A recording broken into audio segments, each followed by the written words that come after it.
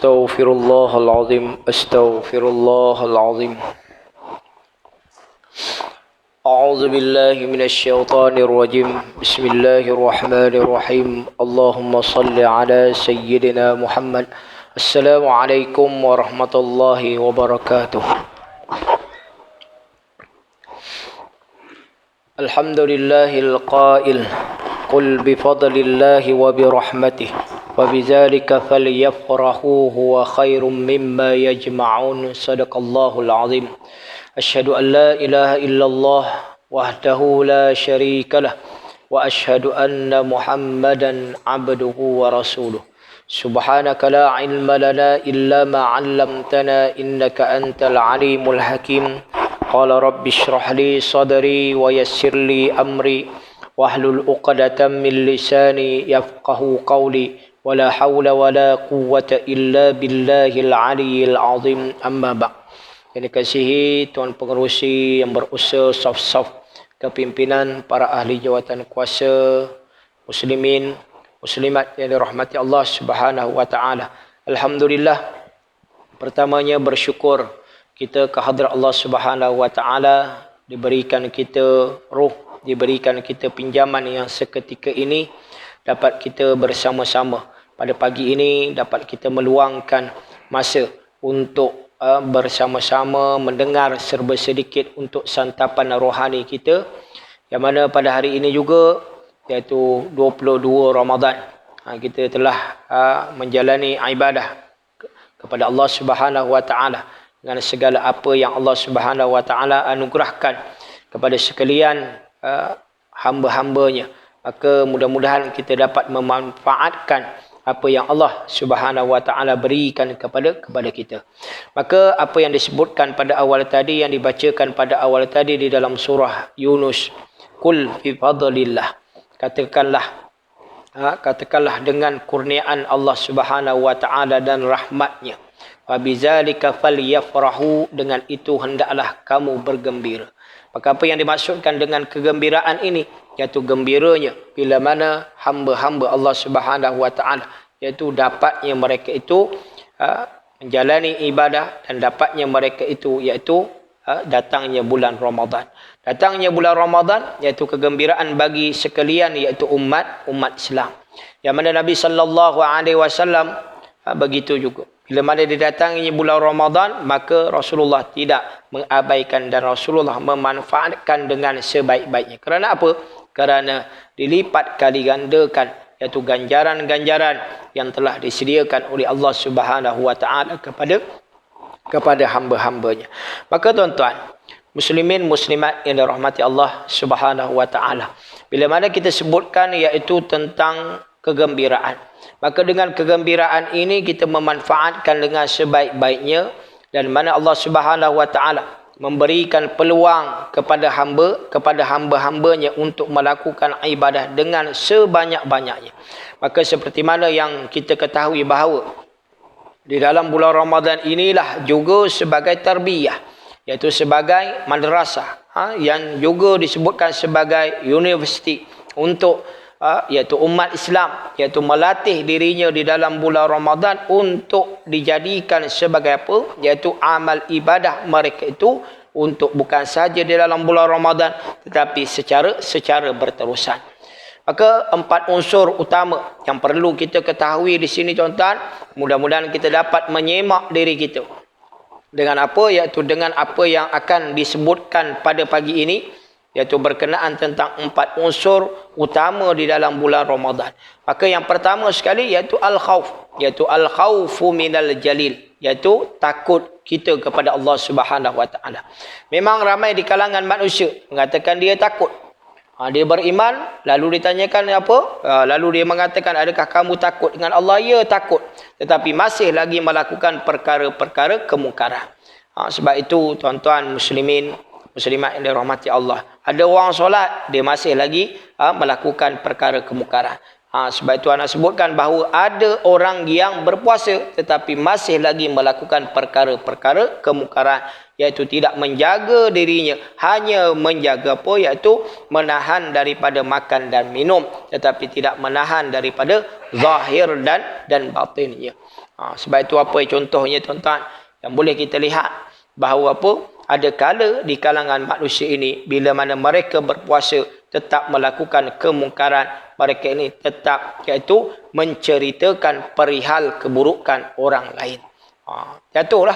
Dia kata maksudnya jatuh segala apa? Segala apa yang mereka lakukan kurang pahala.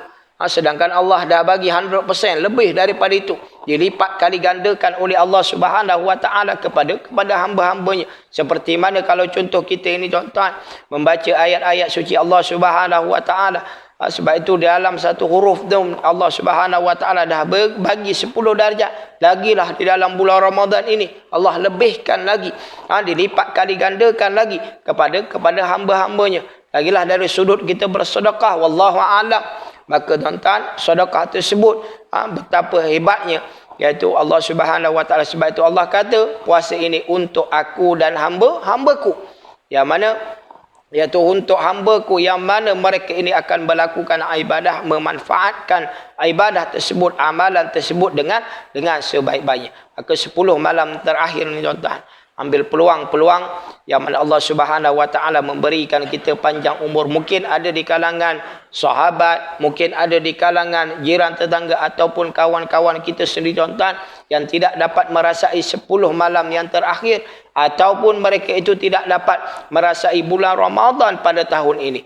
Maka ambil ruang keemasan ini tuan-tuan, peluang keemasan ini. Adakah maka tuan-tuan persoalannya, adakah kita ini masih berkesempatan untuk menemui Ramadan akan datang? Wallahu a'lam.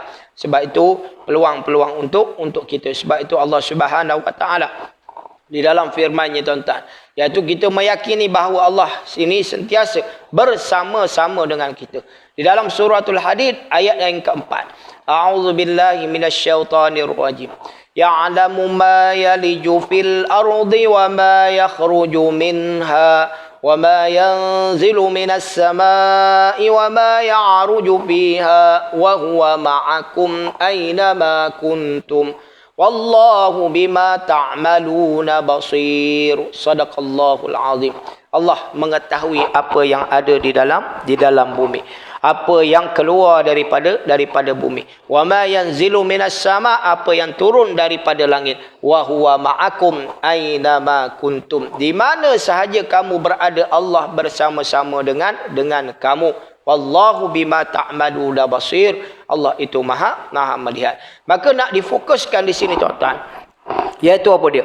Iaitu nak difokuskan bahawa wa huwa ma'akum aina ma kuntum, iaitu di mana sahaja kamu berada, Allah itu bersama-sama dengan kamu. Maka tuan-tuan, inilah yang dikatakan sifat ketakwaan seseorang itu meyakini bahawa seseorang itu meyakini bahawa Allah itu sentiasa bersama-sama dengannya. Maka tuan-tuan, sebab itu dalam bulan Ramadan pun kalau contoh kita lihat, masih lagi ada orang yang suka bercerita pasal orang lain, mengumpat orang lain. Maka tuan-tuan, tidak kira lah siapa sahaja pun, laki ataupun perempuan pun macam tu juga tuan-tuan. Sebab itu kena kita jaga dengan sebaik-baiknya. Mudah-mudahan selama 22 hari, 21 hari tuan-tuan kita berpuasa, kita dapat menjaga diri kita, dapat mentarbiah diri kita. Sebab itu bukan sahaja dalam bulan Ramadan ini kita dapat jaga dengan sebaik-baiknya. Kerana apa? Kerana di dalam bulan Ramadan ni tuan-tuan, sebab tu anak sebutkan bahawa ia berterusan. Latih diri kita untuk berterusan. Dapat mentarbiah diri kita untuk berterusan daripada melakukan perkara-perkara kemungkaran kepada Allah Subhanahu Wa Taala. Dan yang keduanya iaitu al-amalu bit-tanzil, iaitu amalan secara berterusan. Amalan secara berterusan inilah yang disukai oleh Nabi junjungan kita Rasulullah sallallahu alaihi wasallam. Rasulullah sangat suka tuan-tuan. Sebagaimana di dalam firman-Nya, di dalam sabda Nabi sallallahu alaihi wasallam, yang mana mafhumnya aku menyukai, iaitu aku menyukai bagi mereka yang melakukan amalan secara berterusan walaupun sedikit. Maksudnya sedikit tuan-tuan, bukan saja bulan Ramadan kita nak mengaji, bukan saja bulan Ramadan kita ni nak bertadarus, maka ia berterusan. Maksudnya tuan-tuan, bukan saja kita nak berebut-rebut untuk mengkhatamkan Al-Quran, tetapi nak diperbetulkan. Sebab itu tuan-tuan, ada di kalangan masyarakat ni tuan-tuan. Iaitu di kalangan masyarakat, mereka ni tuan-tuan dikata dia tadarus. Tapi dia share. Apa maksud share tuan-tuan? Dia share ni tuan-tuan, sampai apa? Sampai bila mana dikatakan dia share sama-sama. Kau ambil 2 juzuk, kau ambil 2 juzuk, kau ambil 2 juzuk. Baca rumah, baca kat rumah masing-masing. Habis-habis saja tuan-tuan, time khatam Quran, dia buat khatam Quran. Itu bukan dinamakan sebagai tadarrus. Tadarrus ini dikatakan tuan-tuan dan rasa belajar. Kan? Belajar dia itu nak memperbetulkan segala apa, iaitu segala apa kesalahan-kesalahan apa yang kita baca. Dari sudut tajwidnya, dari sudut hukum-hukumnya yang terkandung di dalam ayat-ayat suci Allah Subhanahu Wa Taala. Tetapi tuan-tuan, mungkin ada di kalangan masyarakat tuan-tuan, masyarakat Islam itu khususnya tuan-tuan, bila mana kita melihat mungkin ada di kalangan mereka ini baca Quran dan membaca dengan terjemahannya sekali, supaya mereka ini dapat memahami. Mungkin ada yang sedemikian, mungkin ada hanya membaca ayat-ayat suci Allah Subhanahu Wa Taala. Tak apalah. Yang penting itu sebagai tarbiyah, itu sebagai latihan. Maka tuan-tuan, bila mana dalam bulan Ramadan, sebab itu dikatakan satu keajaiban. Keajaiban sebab apa tuan-tuan? Nak sebutkan sebagai keajaiban. Ada kalanya tuan-tuan, mereka ini dalam bulan Ramadan, mereka ini tuan-tuan, kalau contoh dia baca sendiri-sendiri, dia boleh habis satu hari. Dia boleh habiskan tuan-tuan sampai 1 juzuk, 2 juzuk. Allahu Akbar. Subhanallah tuan-tuan. Dia boleh menghabiskan. Tapi dalam bulan-bulan yang lain, malahan mereka ni tuan-tuan, ada kalanya dia tinggal terus. Sebab itu disebutkan tadi sebagai tarbiyah, iaitu tarbiyah kepada diri mereka di dalam bulan Ramadan itu, tuan dapat melatih diri mereka di dalam bulan Ramadan, dan amalan tersebut dibawa secara berterusan. Maknanya dalam bulan-bulan yang lain mungkin dia tidak dapat menghabiskan, contohnya satu hari 2 juzuk, ataupun 1 juzuk, ataupun 1 ain dia tak dapat habis tuan-tuan, ataupun mereka ni tak dapat habiskan juga 1 muka. Maka tuan-tuan boleh dihabiskan itu setengah muka, ataupun 1 ayat. Tak boleh juga, innalillah. Kan? Maknanya tuan-tuan, wallahu a'lam. Maknanya terpulanglah kepada masing-masing atas usaha masing-masing, ikhtiar masing-masing untuk mendapatkan kerahmatan, mendapatkan redha Allah Subhanahu Wa Taala. Inilah yang dikatakan latihan. Latihan kepada kita tuan-tuan, sebagai untuk kita ini sebagai hamba Allah yang sentiasa mentaati segala perintah yang Allah Subhanahu Wa Taala berikan kepada kita. Baik. Dan yang ketiganya tuan-tuan, iaitu al-qanaatu minal qalil, iaitu sentiasa merasa cukup dengan setiap pemberian yang Allah Subhanahu Wa Taala berikan kepada kita. Al-qanaah, inilah yang dikatakan cukup dengan apa yang Allah Subhanahu Wa Taala berikan kepada kita. Contohnya, kalau contoh kita melihat dalam bulan Ramadan ini juga tuan-tuan, adanya apa? Iaitu kita berbuka puasa. Mungkin disediakan oleh pihak siapa? Iaitu disediakan oleh pihak pentadbiran surau, ataupun disediakan oleh di rumah kita sendiri tuan-tuan. Maka tuan-tuan, apa yang kita dapat di hadapan kita semuanya telah ditetapkan oleh Allah Subhanahu Wa Taala. Apa yang kita dapat rezeki pada hari tersebut, tak perlulah kita merungut. Sebab itu kadang-kadang tuan-tuan, pihak pentadbiran dah berusaha, berusaha untuk menyediakan makanan, untuk berbuka puasa, menyediakan makanan bersahur, untuk siapa? Iaitu untuk masyarakat, untuk jamaah ni tuan-tuan. Maknanya tak perlulah dikatakan nak komplain banyak-banyak. Kerana apa? Kerana pada waktu itu nak lihat kita ini sabar ataupun tidak.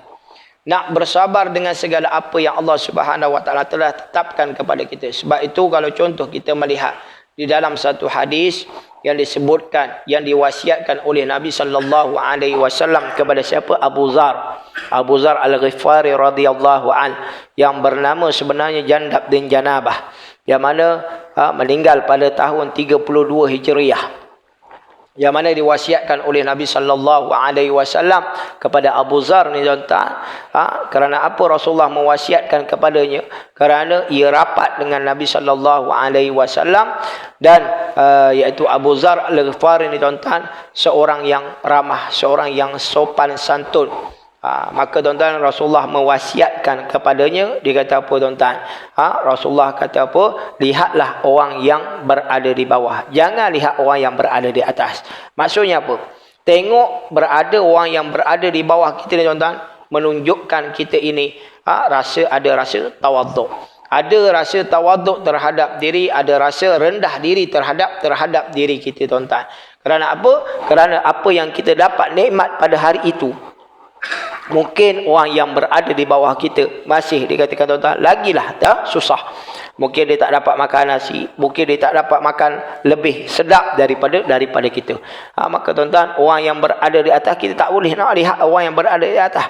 Maka atas keperluan, atas kesanggupan kita. Itulah yang dikatakan nikmat rezeki yang qada dan qadar yang telah ditetapkan oleh Allah Subhanahu wa taala kepada hamba-hambanya. Maka kita bersyukur dengan segala nikmat yang Allah Subhanahu wa taala berikan kepada kita.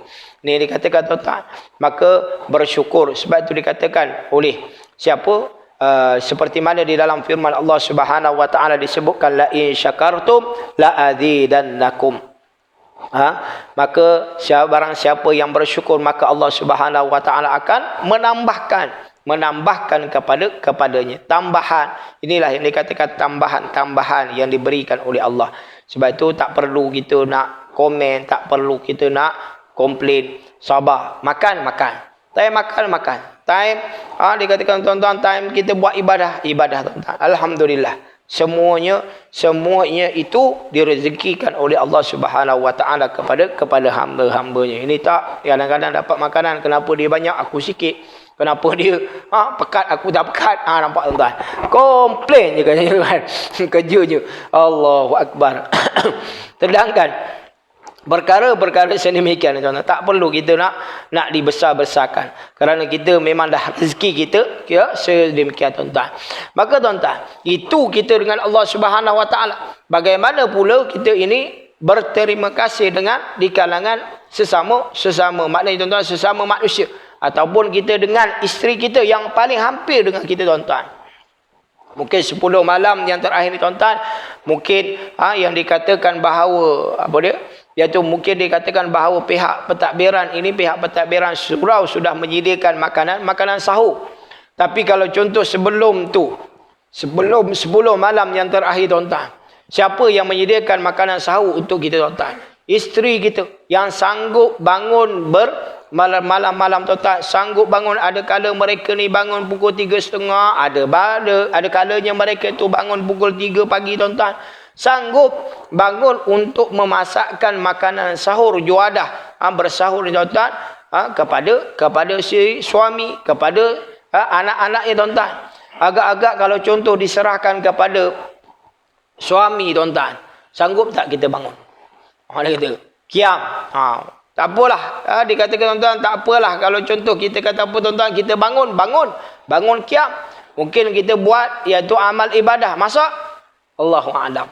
Sebab itu masak ni wallahu a'lam, hanya isteri saja tuan-tuan yang sanggup bangun tuan-tuan, untuk bangun pada waktu malam. Untuk mereka ni tuan-tuan, masakkan sahur untuk suami dan isteri-isteri. Dan pernahkah kita ini mengucapkan terima kasih kepada isteri kita? Pernah tak tuan-tuan? Sebab itu kalau contoh si isteri dengar tuan-tuan, giling kepala dia tuan-tuan. Giling kepala, tak pernah nak ucap terima kasih. Ucapan terima kasih dia tuan-tuan menandakan tanda syukur kita kepada Allah Subhanahu wa taala. Seperti yang mana Imam Asy'arawi menyebutkan bahawa dia kata lam yashkurun nas lam yashkurullah. Barang siapa yang tidak berterima kasih kepada manusia, maka dia tidak bersyukur kepada Allah Subhanahu wa taala. Yang disebutkan oleh Imam Asy'arawi. Maka tuan-tuan, ucapan terima kasih itu satu penghargaan. Lagilah kalau contoh nak romantik lagi tuan-tuan, isteri bangun, kita pun bangun. Duduk sebelah ni tuan-tuan, mana isteri ni tuan-tuan, bukan kita masak. Isteri masak, kita teman. Ni lagilah romantik. Mula-mula biasalah tuan-tuan. Mungkin tahun lepas tak pernah kita buat teman dia kan. Tahun ni kita buat teman sama-sama dengan isteri. Mungkin isteri akan kata apa, buang terbiat apa abang ni. Itu normal lah. Mula-mula ni tuan-tuan. Tapi lama-lama okey. Kan? Lama-lama okey. Sebab apa? Sebab perkara yang tak biasa kita buat. Mungkin si isteri dia kata bila mana dia kata buang terbiat apa abang ni, mungkin dia akan rasa perasaan takut. Sebab mungkin abang aku ni tak lama lagi kot. Mungkin macam-macam lah jangkaan-jangkaan tersebut. Sedangkan perkara tersebut perkara dikatakan yang romantik, nak mengeratkan lagi kekeluargaan, iaitu kekeluargaan tersebut. Maka tuan-tuan muslimin muslimat dirahmati Allah Subhanahu Wa Taala, dapatlah dikatakan kita ini menjaga diri kita, dan sekurang-kurangnya dapatlah kita ini mengucapkan terima kasih kepada isteri kita. Dan yang keempatnya adalah al-isti'dad ila rahim, iaitu persediaan kita menuju ke alam kematian. Apakah persediaan kita menuju ke alam kematian ini? Maka persediaan tersebut tuan-tuan, itu segala amal ibadah kita perlulah dijaga dengan sebaik-baiknya. Sebab itu anak sebutkan daripada pertama sekali, iaitu al-khawf, takut. Yang kedua, amalan secara berterusan. Yang ketiganya tuan-tuan, iaitu al-qana'ah, iaitu sentiasa merasa cukup.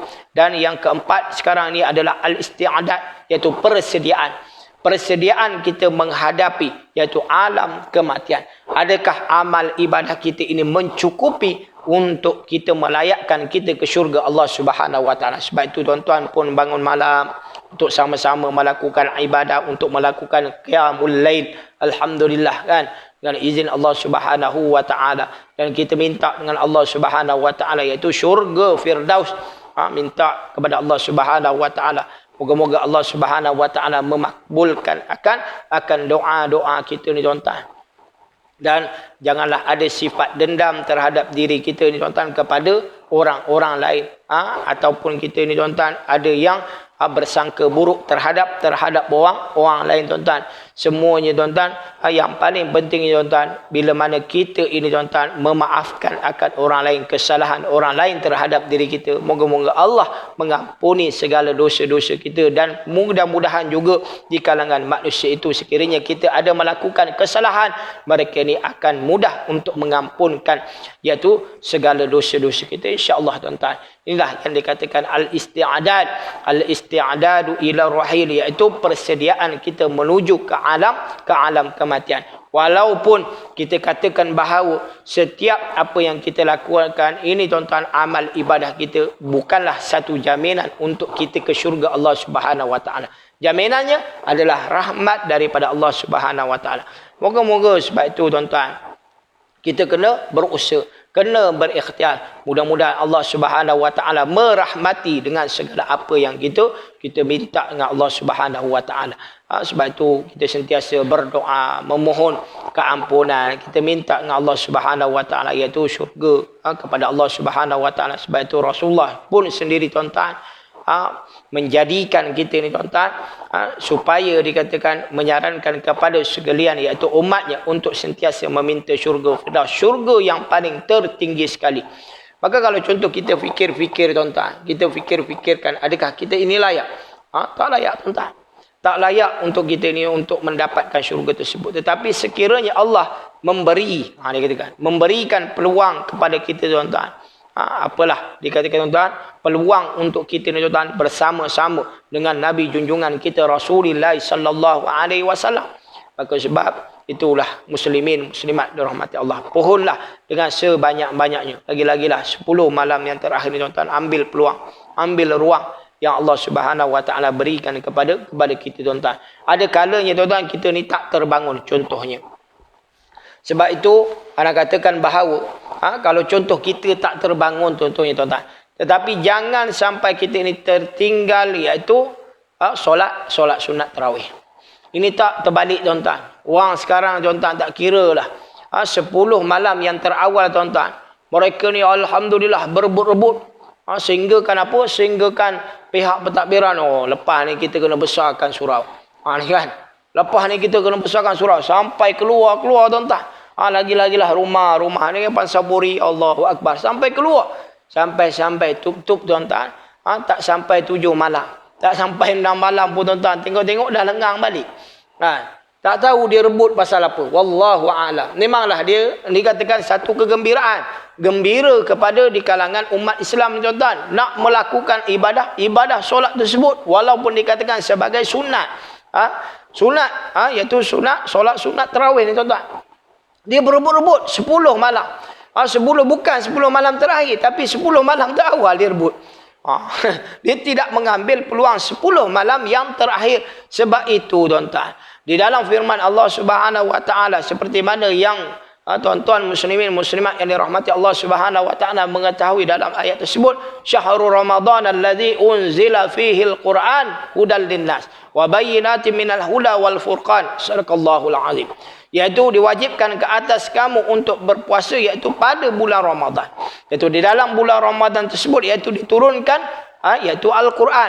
Diturunkan ayat suci Allah Subhanahu wa taala hudan linnas, iaitu diberikan petunjuk kepada manusia dan keterangan-keterangan yang menunjukkan iaitu perbezaan di antara yang salah dan yang baik. Mana yang betul? Mana tuan-tuan? Di sini pun jelas bahawa apa tuan-tuan iaitu petunjuk kepada sekalian manusia. Maknanya sekiranya Al-Quran tuan-tuan tak ada, maka apakah yang akan menjadi petunjuk kepada sekalian manusia? Sebab itu ada Al-Quran, sebab itu adanya hadis-hadis Nabi SAW. Semuanya tuan-tuan, iaitu di dalam Al-Quran ada sosialnya, ada perkara-perkara ekonomi tuan-tuan, ada siasahnya tuan-tuan, iaitu politiknya tuan-tuan. Semuanya terkandung di dalam ayat-ayat suci Allah Subhanahu wa taala. Dan kita nak memahami melalui apa, iaitu melalui tafsiran-tafsiran daripada ulama-ulama mufassirin. Maka sebab itu kita dapat mengetahui perkara-perkara tersebut. Bila mana disebutkan tentang Al-Quran ni tuan-tuan, anak nak nyatakan di sini tuan-tuan, berkaitan di dalam bulan Ramadan ini tuan-tuan, ada kritikan-kritikan daripada Allah Subhanahu wa taala kepada golongan-golongan yang beriman. Apa yang dimaksudkan dengan golongan yang beriman? Ustaz, orang dah beriman, buang kena kritik lagi. Kena kritik dengan Allah Subhanahu wa taala. Maksudnya tuan-tuan, iaitu apa dia? Yang pertama sekali di dalam surah Al-Ankabut, iaitu di dalam ayat 65. Iaitu di dalam ayat 65 ni tuan-tuan, di dalam mafhumnya menyatakan bahawa iaitu kecenderungan orang yang beriman dan bersifat musim. Maksudnya apa bermusim tuan-tuan? Maksudnya bermusim tuan-tuan, pada waktu dia nak Allah Subhanahu wa taala baru dia nak minta. Pada waktu dia tak nak lah. Ni tuan-tuan. Maksudnya apa tuan-tuan? Kalau contoh kita lihat tuan-tuan, orang tak biasa tuan-tuan, orang tak biasa datang rumah Allah Subhanahu wa taala. Bila mana berlaku meninggal di kalangan ahli keluarganya, baru dia nak datang. Minta tolong orang surau, minta tolong orang masjid tuan-tuan. Minta tolong bacakan tahlil, minta tolong bacakan sekian-sekian. Semua baru dia nak minta tolong kepada orang pihak-pihak pentadbiran tuan-tuan untuk melakukan bacaan-bacaan tersebut. Dan mereka ini tuan-tuan, pada waktu kesusahan barulah dia nak minta dengan Allah Subhanahu wa taala. Ini orang yang mana Allah Subhanahu wa taala kritik bagi orang-orang sedemikian. Ini contohnya tuan-tuan. Sebab itu tuan-tuan, yang menjadi masalahnya tuan-tuan di kalangan ibu bapa itu sendiri tuan-tuan. Maksudnya apa yang anda nak masukkan di sini tuan-tuan? Contohnya, sekiranya kita melihat di kalangan ibu bapa ni tuan-tuan, bila mana time anaknya mengambil peperiksaan besar, contoh SPM kan. Pada waktu itu tuan-tuan, pihak pentadbiran menganjurkan apa, iaitu menganjurkan solat hajat untuk ahli karya yang menjalani peperiksaan sijil pelajaran Malaysia. Barulah mereka ni tuan-tuan berpusu-pusu datang. Mak bapak ni datang, alhamdulillah. Datang untuk sama-sama solat hajat. Time itulah mereka ni nak berdoa atas kejayaan anak-anak mereka tuan-tuan. Tapi tuan-tuan, anak tak menyalahkan. Maknanya pihak penganjur ni tuan-tuan, pihak pentadbiran ni tak salah, bagus, alhamdulillah. Nak dikatakan nak sama-sama nak menghubungkan silaturahim di antara ahli karya ini. Ini salah satu cara. Dan kita mendoakan juga kepada ahli karya tersebut. Tetapi yang menjadi persoalannya di sini, yang mana Allah Subhanahu wa taala kritik bagi orang-orang sedemikian tuan-tuan, pada waktu itu je dia buat. Sedangkan doa ibu bapa ni tuan-tuan, diperlukan. Doa ibu bapa ni sentiasa perlu dikatakan berdoa kepada anak-anaknya, mohon kepada Allah Subhanahu Wa Taala. Pada waktu itulah baru dia nak solat hajat. Pada waktu-waktu lain dia tak nak buat. Mana sedangkan mungkin dikatakan tuan-tuan di kalangan mak ayah tersebut, anak-anak tersebut sama-sama buat solat hajat di rumah. Mungkin boleh dibuat sedemikian tuan-tuan. Berdoa kepada Allah Subhanahu Wa Taala, memohon kepada Allah Subhanahu Wa Taala. Sebab itu tuan-tuan, contohnya di dalam surah Al-Ankabut tadi tuan-tuan, sebagaimana di dalam mafhumnya disebutkan di dalam surah Al-Ankabut di dalam ayat 65, ketika seseorang itu tuan-tuan, iaitu sekumpulan orang yang menaiki kapal laut pada waktu itu dalam keadaan apa? Dalam keadaan kesusahan, diberikan, maknanya pada waktu itu mereka ini dalam keadaan ombak yang kuat. Lalu mereka berdoa kepada Allah Subhanahu Wa Taala, ya Allah, ya Tuhanku, selamatkanlah kami daripada perkara-perkara musibah ini, ya Allah. Ya Allah, ya Tuhanku, sampaikanlah kami ke daratan. Lalu Allah Subhanahu Wa Taala memakbulkan akan doanya tuan-tuan. Sampai di darat, lalu mereka ini mensyirikkan, menduakan Allah Subhanahu Wa Taala. Allahu Akbar. Nampak tuan-tuan? Sebab itu bukan anak kata dia menduakan. Zaman sekarang ni bukan maksudnya anak kata bahawa mereka ni menduakan.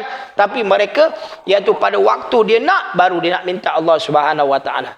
Sebab itu kita dengan manusia ni pun tuan-tuan, minta sesama manusia ni pun tuan-tuan, maksudnya minta, contoh kita minta bantuan, minta kewangan, contohnya kan, sumbangan, infak, ni pun kena berterusan. Contohnya tuan-tuan, ihya Ramadan, nak menghidupkan bulan Ramadan ni tuan-tuan, kita letak tabung di hadapan, sampai dikatakan pengurusi pun mengumumkan kan, tabung ihya Ramadan berada di hadapan, sila, maknanya sama-sama kita menginfak. Betapa besarnya kelebihan menderma menginfak sumbangan-sumbangan ni. Allahu Akbar. Sebab itu tuan-tuan, dikatakan berterusan. Nak minta dengan orang pun, kita pun tuan-tuan, hendaklah dikatakan, iaitu berterusan. Bukanlah dikatakan kita mengharapkan kepada orang lain. Orang nak bagi alhamdulillah kan, dengan izin Allah Subhanahu Wa Taala. Yang keduanya, Allah Subhanahu Wa Taala kritik bagi orang-orang yang maknanya tuan-tuan menjadi ikut-ikutan. Maksudnya tuan-tuan, Allah kritik bagi orang yang ikut-ikut ni tuan-tuan, hanyalah melakukan perkara-perkara ibadah tak dikatakan tanpa ada dalil dan tanpa ada nas. Sebab itu kita kena ada nas, ada ni tuan-tuan, kita buat, kita tahu. Kadang-kadang ada orang solat tapi dia tak tahu tentang 13 rukun tersebut.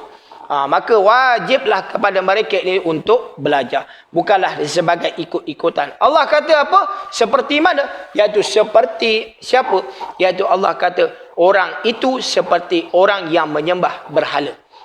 Perumpamaannya, orang menyembah berhala, maka tuan-tuan yang menjadi dikatakan ikut-ikut sahaja. Sebab itu dikatakan bahawa kita lihat sendiri tuan-tuan, apa yang berlaku di kalangan masyarakat kita tuan-tuan. Sebab itu mereka ni tuan-tuan tak tahu buat wallahu alam macam mana kan. Dalam keadaan solat ni tuan-tuan, berebut-rebut dalam keadaan solat, alhamdulillah dia berebut-rebut, tetapi tuan-tuan dia tidak mengamati apa yang mereka lakukan, semata-mata datangnya keikhlasan kepada Allah Subhanahu Wa Taala.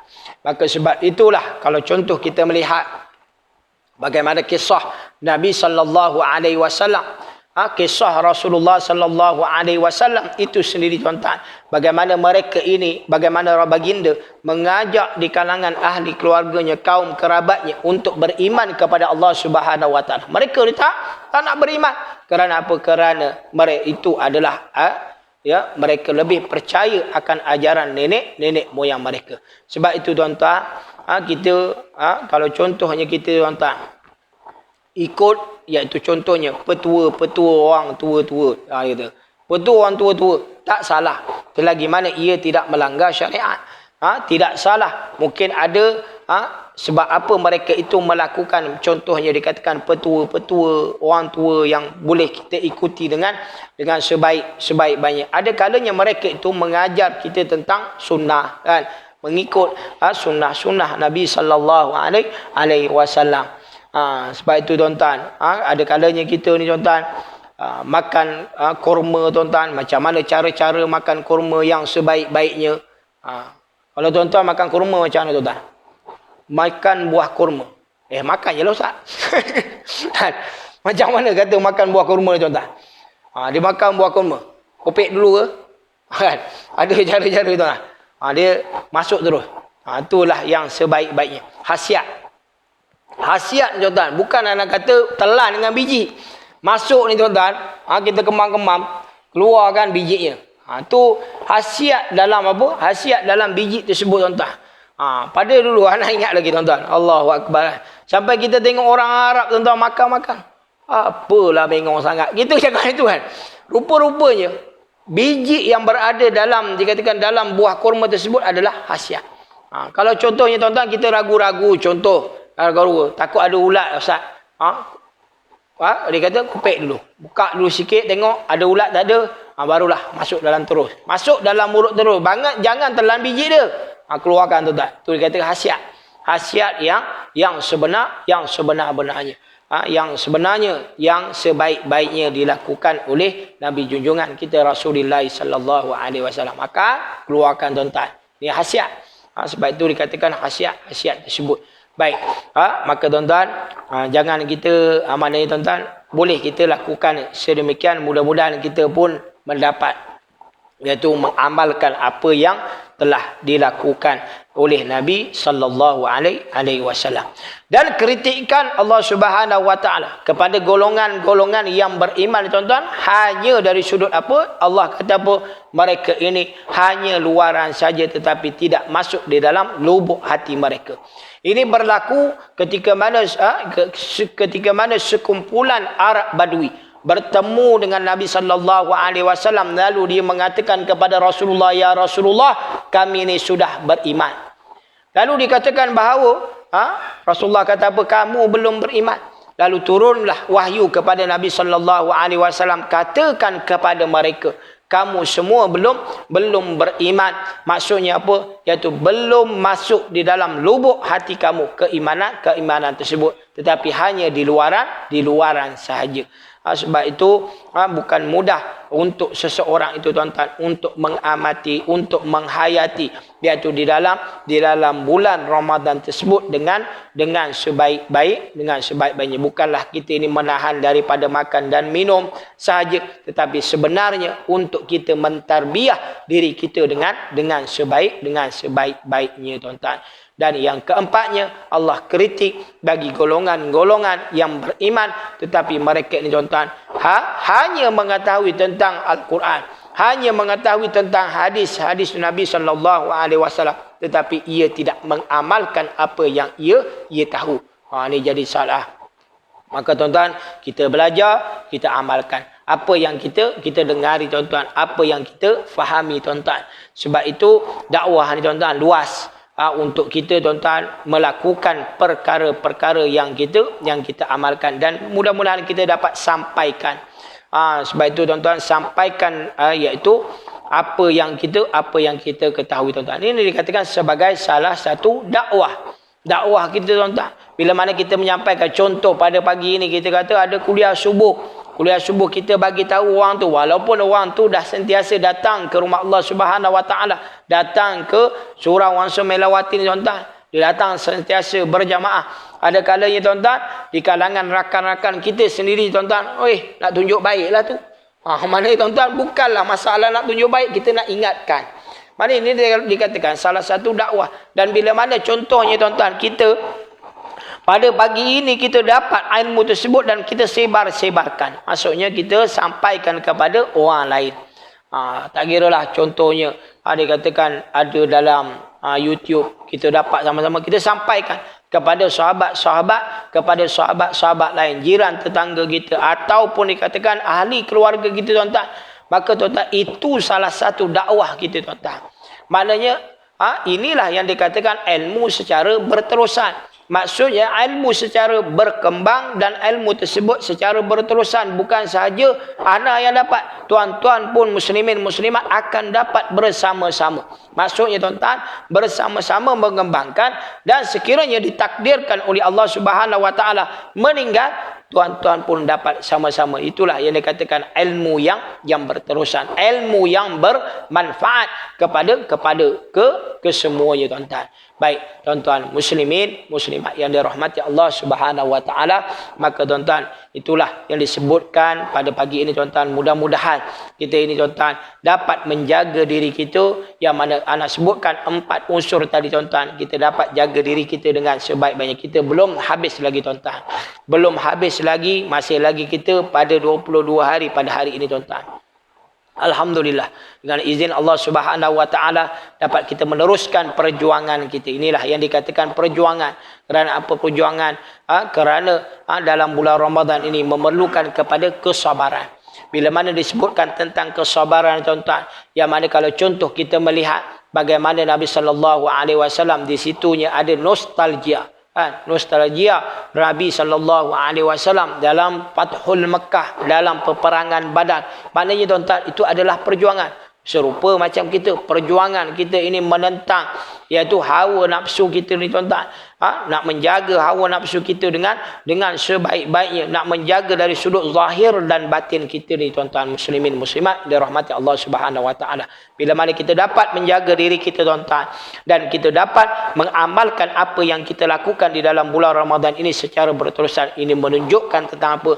Kejayaan terhadap diri kita tuan-tuan, iaitu menghadapi di dalam bulan-bulan yang lainnya. Baiklah, sekadar itu tuan-tuan, mudah-mudahan apa yang saya sampaikan pada pagi ini menjadi iaitu manfaat untuk kita bersama, dan mudah-mudahan kita dapat tergolong di kalangan empat unsur tersebut yang kita dapat menjaga diri kita dengan sebaik-baiknya, insya-Allah. Wallahu a'lam bishawab. Okey, baik, ana buka, mungkin ada pertanyaan, soalan pada pagi ini. Jemput. Jemput. Selama main tarawih tak boleh qada. Dia tak ada qada.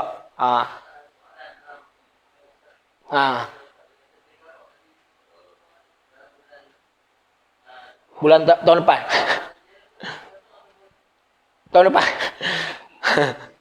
Di solat sunat tarawih ni hanya situ saja, pada waktu-waktu itu saja. Maksudnya mungkin ustaz tu kata tarawih tu pada waktu hari tersebut. Dia bukan dikatakan qada. Ni maksudnya kalau contoh dia tak dapat sama-sama berjamaah, mungkin dia boleh lakukan selepas daripada itu. Dia tak boleh nak kata qadaan, sunatan. Perkara-perkara sunat, dia maknanya perkara fardu saja yang boleh dikatakan sebagai qada. Okey, jemput. Ada lagi tak? Jemput.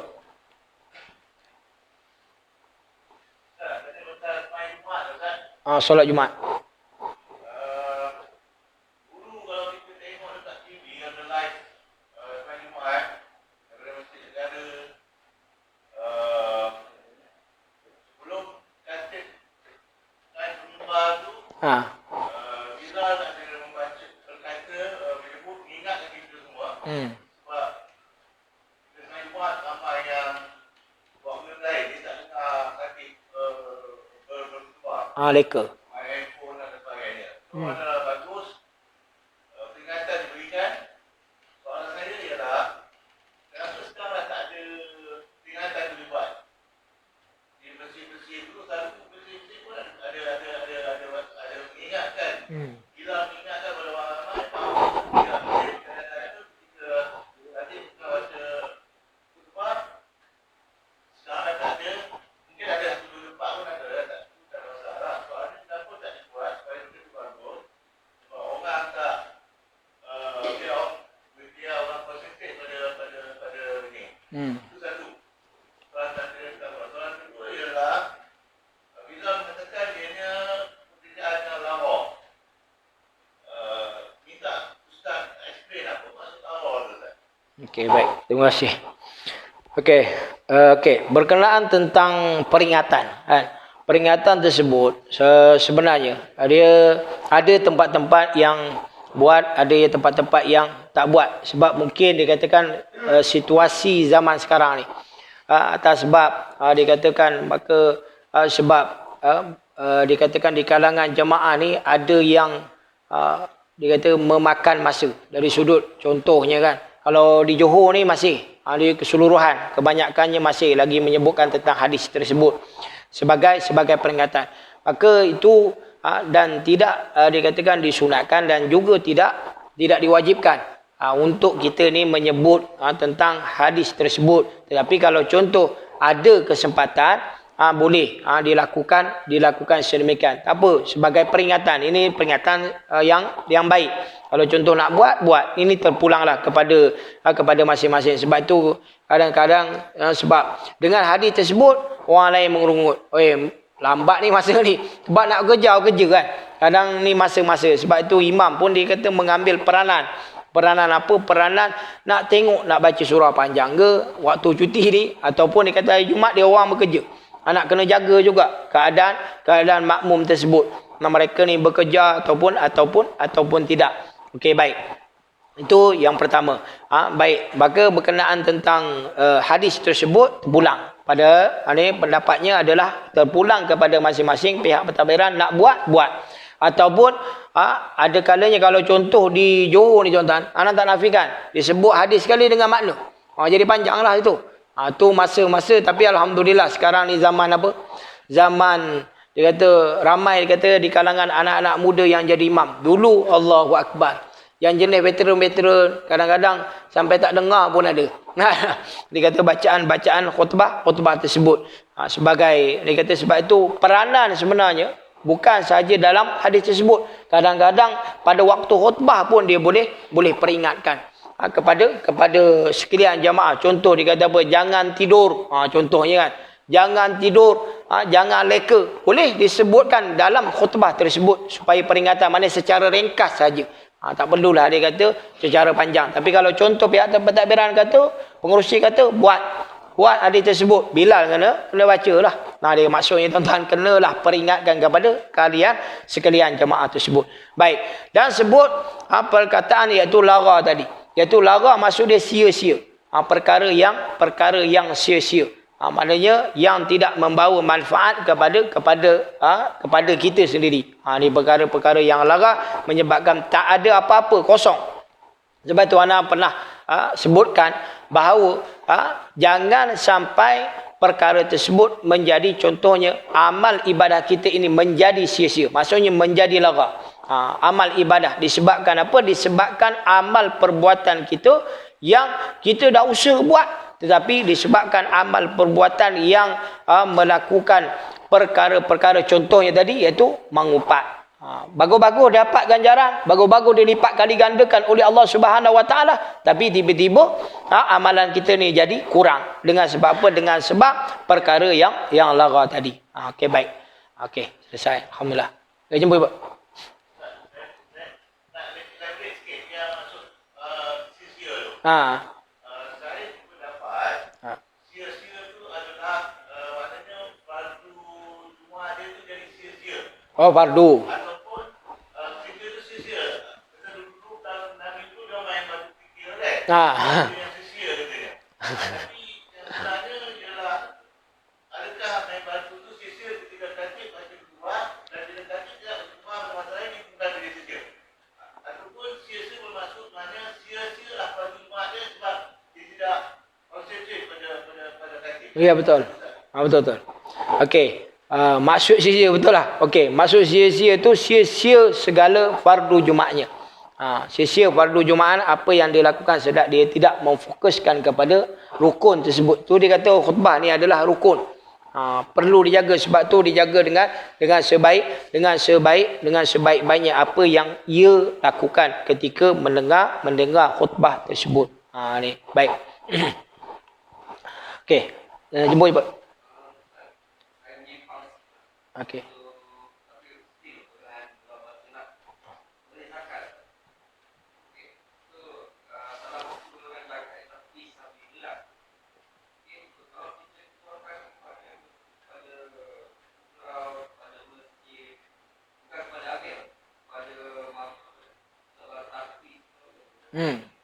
Okey, baik. Okey, terima kasih doktor atas soalan. Okey. Adakah dibolehkan iaitu fisabilillah tersebut maknanya dikategorikan kepada pihak masjid, pihak surau ataupun atas pembinaan ataupun pusat-pusat tahfiz. Okey, perlu kita fahami di dalam surah At-Taubah di dalam ayat yang ke-60. Di dalam ayat yang ke-60 disebutkan sesungguhnya sedekah dikatakan zakat itu hanyalah untuk orang-orang fakir dan orang-orang yang miskin dan amil-amil yang menguruskan dan orang-orang mu'allaf yang dijinakkan hatinya dan untuk hamba-hamba yang hendak mendekatkan dirinya dan orang-orang yang berhutang dan untuk dibelanjakan pada jalan Allah dan orang-orang musafir yang keputusan dalam perjalanan. Maka itulah yang dikatakan sebagai apa? Fi sabilillah. Maknanya di sini ada dua kategori. Pertama fi sabilillah, yang kedua dipanggil ibnus sabil. Pertama fi sabilillah, apa maksud fi sabilillah? Iaitu menuju ke jalan Allah Subhanahu Wa Taala. Contoh peperangan. Ini dipanggil sebagai fi sabilillah. Ibnu Sabil ni orang-orang yang dalam keadaan bukan melakukan maksiat, melakukan contoh dia bermusafir semata-mata kerana Allah Subhanahu Wa Taala. Mereka belajar walaupun dia mampu. Contohnya sebab ada di kalangan seorang dia kata ustazah ni, dia telefon Ana pada waktu tu, dia kata, "Ustaz, boleh tak dia terima zakat? Dia nak belajar." Kan? Dia kategori Ibnu Sabil. Maknanya dia kategori Ibnu Sabil. Dia boleh menerima. Maksudnya itu atas mak bapak dia lah. Ini maksudnya. Dia sanggup terima ataupun tidak. Dia boleh ambil zakat tersebut kerana dia Ibnu Sabil. Sebab dia mampu macam mana, kaya macam mana pun dia tetap Ibnu Sabil. Maka dibolehkan dia menerima zakat tersebut. Baik, berbalik tentang persoalan tadi, adakah pihak surau, adakah pihak masjid ataupun dikatakan pusat-pusat tahfiz boleh menerima zakat tersebut? Adakah dia kategori sebagai fisabilillah? Maka di sini ada pendapat-pendapat di kalangan ulama. Maka pendapat ulama pertama mengikut daripada Imam Asy-Syafi'i, tak boleh. Ni putus tak boleh Imam Asy-Syafi'i. Dan pendapat-pendapat yang lain, mazhab yang lain dikata diharuskan. Mana diharukan? Maka kita berpegang kepada Imam Asy-Syafi'i, dia kata tak boleh mengambil kerana fisabilillah. Maksud fisabilillah tu pun iaitu jalan Allah. Mungkin ada orang kata jalan Allah, masjid kan jalan Allah, surau kan masjid jalan Allah. Tapi difokuskan kepada orang. Ni maksudnya. Difokuskan pembinaan orang ke tidak? Tidak. Maknanya sebab tu kita kena tengok dari sudut dan semikian. Maknanya tak boleh, tak layak pihak masjid dan tak layak pihak surau untuk menerima yang dipanggil sebagai kategori sebagai fisabilillah. Sebab itu ulama sudah membahaskan ada beberapa yang anda sebutkan tadi, 8 kategori tersebut perlu kita fahami dengan sebaik-baiknya. 8 kategori tersebut. Sebab itu ada termasuk fisabilillah, termasuk Ibnu Sabil. Maka dibolehkan, iaitu maka kalau contoh soalan tadi daripada doktor, dia kata apa, boleh kategori, tak boleh. Ni senang kita pegang, tak boleh. Dia tak boleh nak menerima sebagai kategori sebagai fisabilillah. Contohlah, kalau contoh dia nak bayar fidyah. Contoh nak bayar fidyah, dia nak bagi kepada surau. Contoh, kalau sekiranya surau ada kategori-kategori tersebut, kadang-kadang kita tengok, kadang-kadang kewangan pihak bendahari dia dah asingkan untuk Ibnu Sabil, untuk fisabilillah, untuk fakir miskin, untuk orang miskin kan. Contoh, dia boleh terima fidyah tersebut, masukkan dalam ruangan-ruangan tersebut. Mana masuk dalam ruangan tersebut. Jangan terus masuk dalam dia kata kewangan masjid. Dah jenuh macam tu. Tak payahlah, maknanya kita nak mengasingkan. Kadang-kadang pihak surau ni biasalah dia dah asing-asingkan tersebut, dia nak agihkan pada bulan Ramadan. Biasanya kan nak membantu golongan-golongan asnaf ni yang tergolong di kalangan 8, iaitu 8 golongan tersebut. Okey, baik. Jelas itu. Okey, baik. Ada lagi soalan? Jemput. Ya. Semalam Jumaat.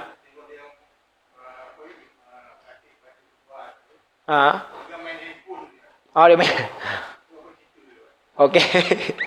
Okey, baik. Okey, betul lah. Okey, baik. Maksudnya, okey. Dia orang masih main handphone lagi kan? Okey. Masa bila mana dikatakan main handphone lagi? Mana itulah yang dikatakan sebagai larang. Mana kita orang sebelah ni kena ambil peranan. Maksudnya mengambil peranan ni janganlah kata, "Oi, jangan main handphone." Contoh. Kita pula jadi. Dia kata jangan... Rasulullah kata apa? jangan apa, dia kata apa, diam kan. Allah kata apa, diam. Maksudnya kita tegur orang sebelah ni, tepuk dia. Tepuk. Ataupun dia buatlah isyarat macam mana pun supaya dia ni jangan sampai, dia kata lara. Kalau contoh dia degil juga, ada terpaksa lah kita pun berdiamkan diri. Ataupun tampar je lah sekali. Susah sangat kan. Payah sangat. Tak faham-faham. Kan? Benda ni biasalah. Di mana-mana saja pun sebegitu juga. Kerana apa? Kerana kadang-kadang alasannya apa? Takut ngantuk. Allahu Akbar. Kena fokus. Dia kata lagi-lagilah bulan Ramadan. Allahu Akbar kan. Subhanallah, kita tengok. Bulan Ramadan lagilah dugaan-dugaan besar. Kan? Kita kadang-kadang kita pun boleh mula tertidur kan. Dia. Lepas tu dia kata khutbah ni. Kalau dalam bahasa Arab sebenarnya khutbah. Khutbah maksudnya khitabah. Khitabah ni menyampaikan. Bila mana dia sampai, dia kata menyampaikan perantaraan. Dia kata kalau contoh adab-adab sebenarnya, dia kata perantaraan di antara apa ni, khatib dengan orang yang mendengar. Maka peranan sebenarnya, khitabah ni, orang yang menyampaikan ni, peranan sebenarnya bukan saja dia fokus pada teks tersebut. Dia kena tengok keadaan sekeliling. Sebab itu kalau contoh kita melihat bagaimana Nabi SAW ketika itu, siapa dia, Allahu Akbar, Sayyidina Umar Al-Khattab ketika itu masuk saja, lalu Nabi SAW sedang menyampaikan khutbah tersebut, lalu dia tegur kepada Sayyidina Umar Al-Khattab, dahkah engkau melakukan solat sunat 2 rakaat? Bangun dulu, bangun buat solat sunat 2 rakaat. Maknanya kat situ orang yang menyampaikan khutbah tersebut kena ambil peranan. Sebab tu anak sebutkan tadi, dia kata jangan, kalau contohnya khutbah tadi, imam tadi boleh kata apa? Boleh dia cakap jangan tidur, jangan melakukan perkara-perkara sia-sia, jangan main handphone. Contohlah. Tak terkejut orang tu tuan-tuan. Kan? Sampai mata pun tengok kan. Sambung balik teks. Mana tuan-tuan? Mana taklah melakukan kesalahan. Bukan apa, kadang-kadang pihak Jawi ni datang tengah kan. Tengok imam tak tengok ni.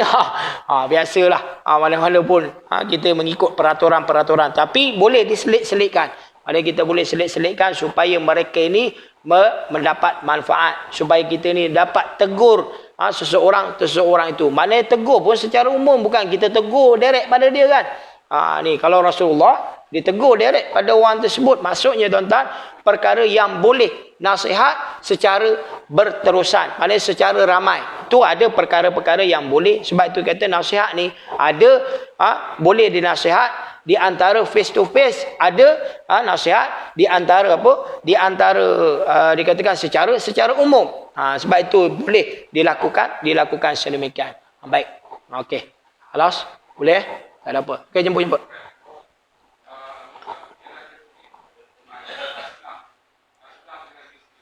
Asnaf dengan asnaf dengan miskin.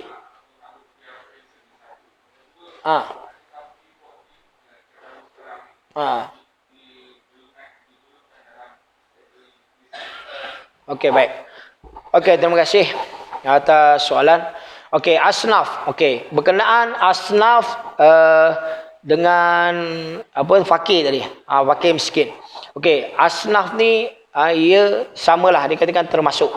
Sebab itu disebutkan tadi dalam Quran, disebutkan tentang disebut fakir, miskin dan miskin. Nampak? Ada fakir, miskin dan miskin. Maksud itu termasuk di kalangan, iaitu dipanggil asnaf. Asnaf itu 8 golongan tersebut yang disebutkan fisabilillah, ibnu sabil kan, semuanya yang disebutkan sebagai asnaf. Maka adakah ia tergolong B40 tadi tergolong di kalangan asnaf tersebut? Maknanya B40 ni contohnya tuan-tuan, tengok keadaan dikatakan di negara tersebut ataupun di negeri tersebut. Kalau contoh di KL ni, dia kata berapa ribu? 5,000 ke bawah, 3,000.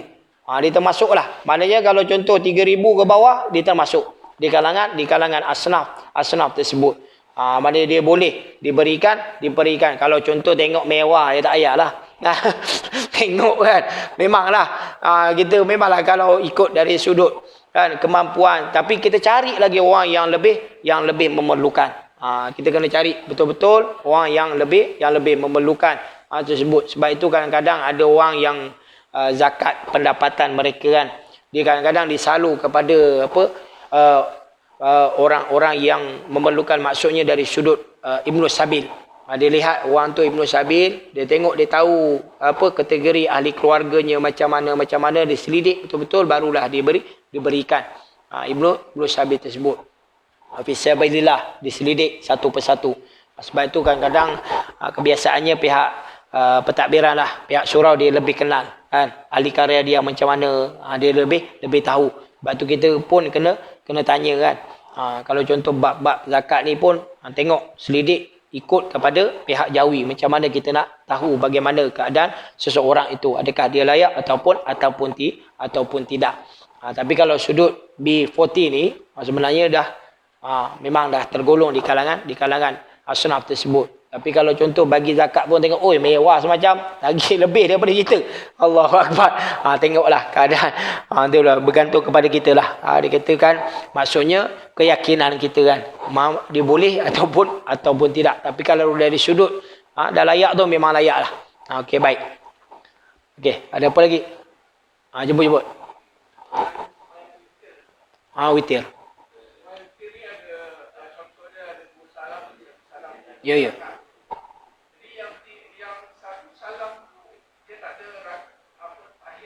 Tahiyat, betul. Kalau 5 Ya. kalau waktu buat kerja 5 rakaat, dia kena 2 1 ataupun terus 5. Okey, 5 atau maksudnya kalau dia nak buat 5 rakaat tanpa tahiyat.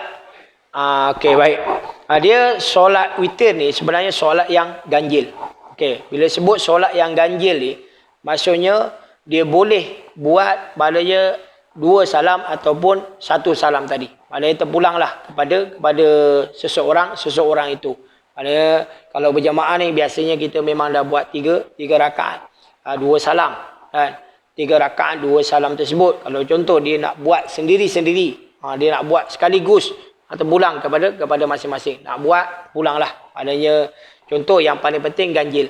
Perkara tersebut, solat witir tersebut adalah ganjil. Tapi kalau contoh dari sudut kita Imam Syafi'i, dia perkara yang sunat.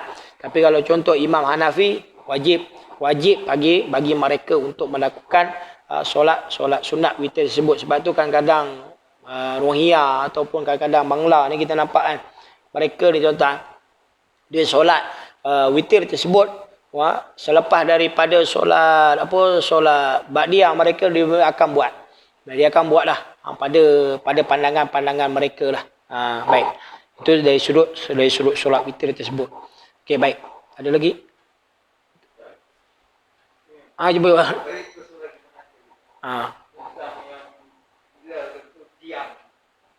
Diam.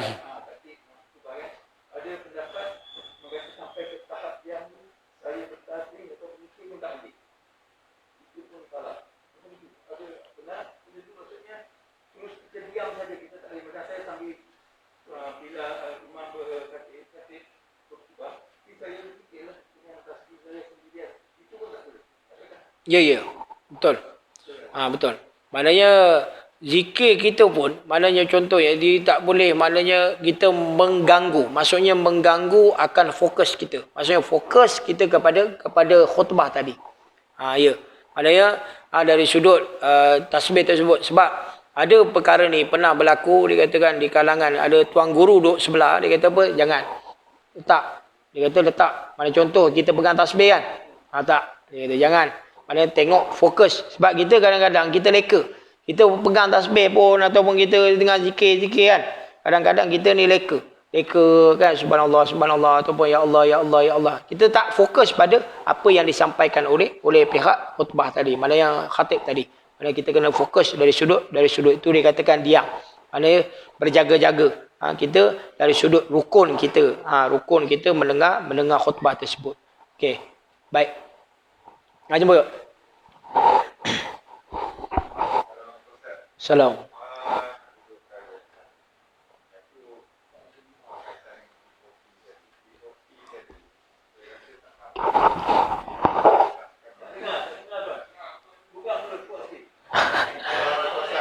Okay, B40.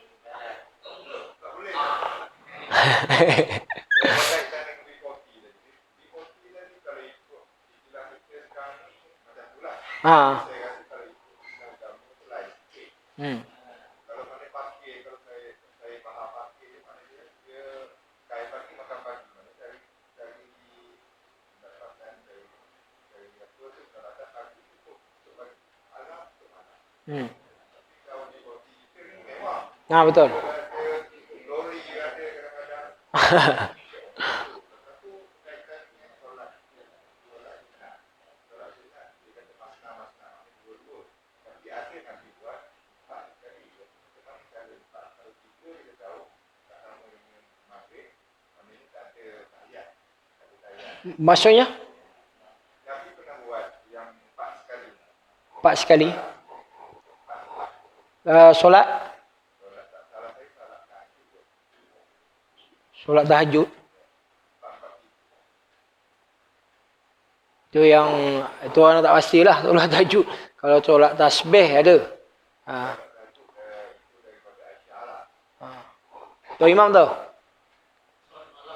Solat malam kan? Ha. Solat malam, ya. Ha, tu memang ada.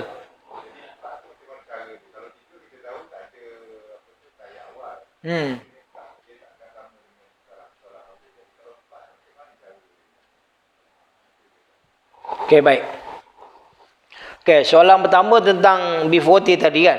Mana B40? Sebab tu kita kena selidik. Dia kata kena selidik dari sudut kewangan dia. Kalau contoh memanglah dari sudut hukum tadi, dia kata makan pagi, dia kata kais pagi makan pagi kan. Kais petang makan petang. Maknanya dari sudut sedemikian, tapi payah kita nak mencari. Dia kata payah nak mencari orang yang sedemikian. Sebab itu kita kena ikut apa yang telah digariskan oleh pihak jabatan. Dia kata jabatan agama dia dah tahu dah macam mana garis panduan-panduan tersebut.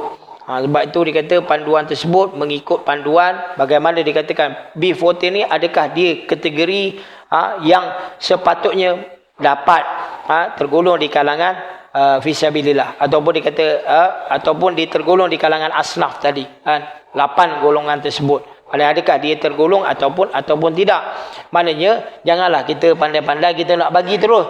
Maknanya sebab tu kita kena selidik dulu adakah dia layak ataupun tidak. Sebab itu kadang-kadang dia kata kalau contoh kita lihat sekarang alhamdulillah kan, pihak jabatan agama ada pusat-pusat dikatakan zakat yang bergerak. Di situ sebenarnya kita ambil peluang tanya pada dia. Boleh tak orang ni layak ke dia ni macam ni.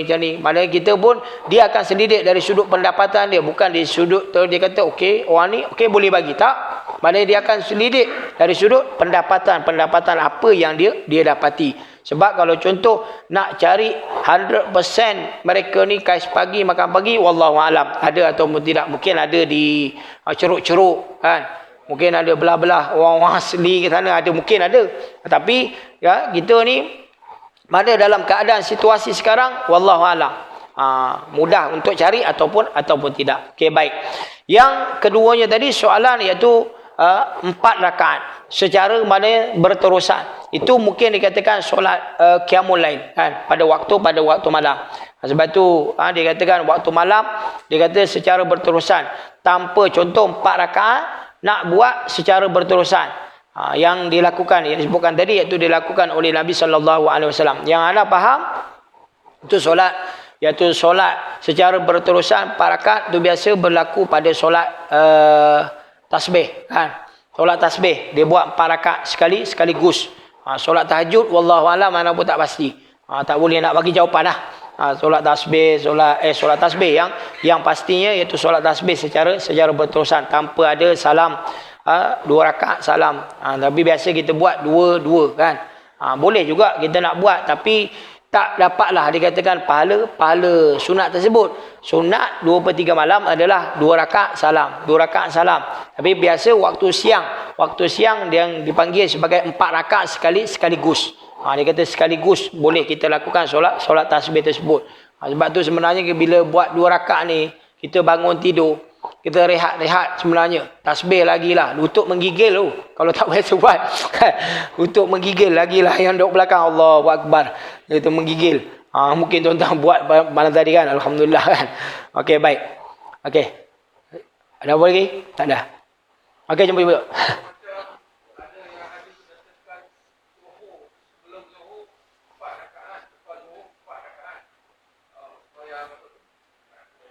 Qabliyah, Ba'diyah. Jadi yang Zuhur tu, ialah pasal sini kita pasal nak tambahkan dulu. Ya. Ikut masa kan. Sama ada yang 4 tu terus ke ataupun 2-2. Okey, baik. Okey, terima kasih atas soalan. Okey, baik. Berkenaan tentang solat Qabliyah dan Ba'diyah. Okey, tentang Qabliyah Zuhur dan Ba'diyah Zuhur. Boleh dilakukan dua keadaan. Sebab itu ulama menyebutkan bahawa dua keadaan. Boleh buat dua-dua ataupun buat 4 sekaligus. Tanpa ada tahiyat. Dia kata tanpa ada tahiyat. Boleh kita bangun terus. Maknanya buat sekaligus pun boleh. Nak buat dua-dua pun boleh. Nak buat dua saja pun boleh. Maknanya terpulanglah kepada masing-masing. Maknanya nak buat pulang pada masing-masing. Sebab itu bukanlah dikatakan perkara. Ustaz, itu perkara sunat, saya nak buat juga. Pulang, buat. Kan? Tak ada halangan. Tapi tolong hormati jamaah. Maksudnya tolong hormati jamaah ni tuan-tuan. Maksudnya time tu lah orang dah nak kamat baru nak sibuk solat. Kena pelangkung kali baru tahu. Kan? Kena faham. Itu kena hormati.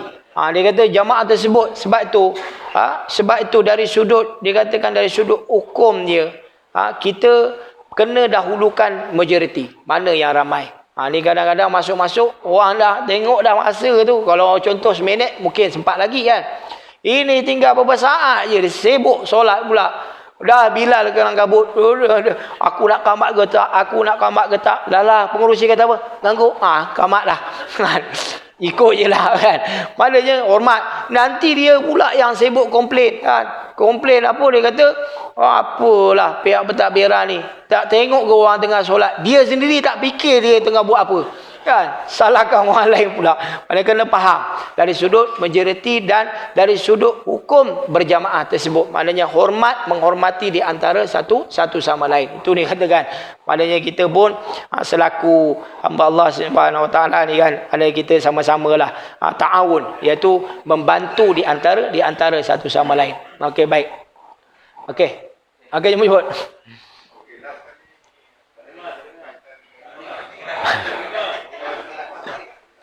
Berkaitan?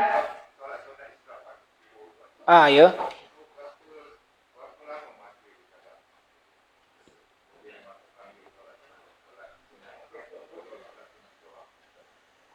Sampai ke solat sunat duha. Dia waktu dia. Waktu dia okey. Masuk saja kalau contoh kita lihat kan, pada waktu ni pun dah ada waktu senang kan. Kita lihat waktu syuruk tersebut. Kan? Waktu syuruk, okey, dikatakan 7:04 pada waktu tersebut. Maknanya dikatakan solat sunat. Dikatakan solat sunat tersebut bagaimana solat duha kan. Keadaan solat duha pada waktu-waktu yang sesuai. Dia berapa minit je, tak lama keadaan tersebut. Dia waktu dia lebih kurang dalam berapa minit je untuk kita melakukan ibadah, dikatakan ibadah solat sunat syarat tersebut. Maknanya waktu dia sampailah kepada solat duha tadi kan.